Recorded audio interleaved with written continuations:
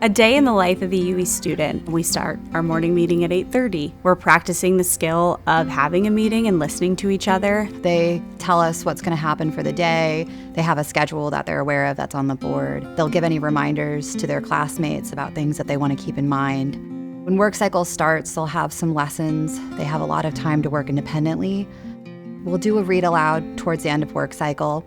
And then we'll have lunch and recess, and then in the afternoon we'll have either some interdisciplinary classes or another work cycle that they can do to finish up the work for the day. We have physical education, art, technology, Spanish, and performing arts. During the work cycle, that's their time where they get to build up their focus on their work. So if they have long-term projects, they have a nice uninterrupted 3-hour block of time where they can really do a deep dive into the content that they're learning and spend the time and focus that they need on their work. That's also the time that they get their lessons, so they'll be pulled for small group lessons here and there. They'll have some one-on-one reteaching. My assistant will come around and she'll check the students' work, and other students will also spot check each other's work as well. In UE, the kids are really learning how to be independent. They're learning that love of learning, and they're learning time management. Once they have those skills of independence, loving to learn, and being interested in their topic, as well as time management, they're pretty set. Anything that they're being taught, they're finding interest in, and they're already developing that excitement for the content that they're being taught. Of course, the teacher has the image and the final product in mind, but it's the job of the students to understand what that final product is too.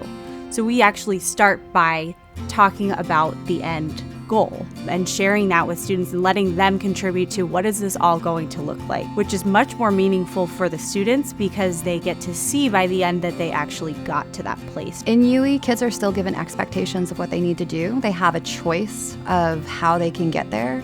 So we still have the expectation of, hey, guess what? You're going to have to learn how to divide fractions. That's what we're doing. That is the expectation. But they now have a choice of how often they're going to practice that skill, how they're going to practice it. Are they going to use a standard algorithm? Are they going to use the materials? Are they going to practice with a friend? Are they going to practice it by themselves? UE students, they get to go and do sports with the upper campus. The upper campus is our middle school and high school. And so they are now at the level where they're building that bridge with the students that they don't normally get to see. So that way they can prepare themselves a little bit more for when they are at the upper campus.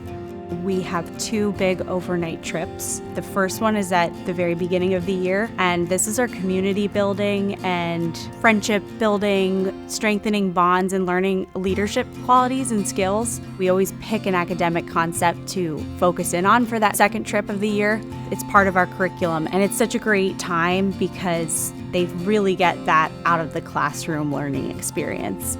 Technology is a huge part of our learning at this age level. So they're using technology when they're researching something, but they're learning that it's important to find credible resources through the internet. We make a point of exhausting all other resources first before turning to the quick and easy technology piece. There are limits to when technology can be used and how.